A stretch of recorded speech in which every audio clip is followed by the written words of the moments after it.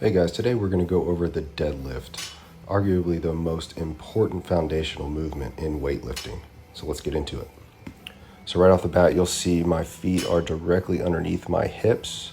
That's a good starting point for most people. It may vary slightly, but for the most part, you want your feet directly underneath your hips. My hands are just outside of that. I have a mixed grip here. You can do two overhands or mixed like this.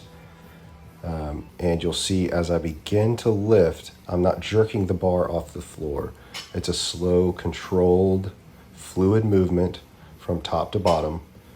And you'll notice as I begin to lift the bar off the floor, my knees, hips, and shoulders are all rising at the same rate.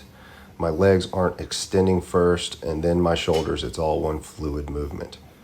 Once you get to the top, you don't want to overextend up at the top and have your shoulders really far behind the bar. And once you get to the top, you just want to reverse the movement all the way back down, touch gently on the floor and don't slam it, and repeat.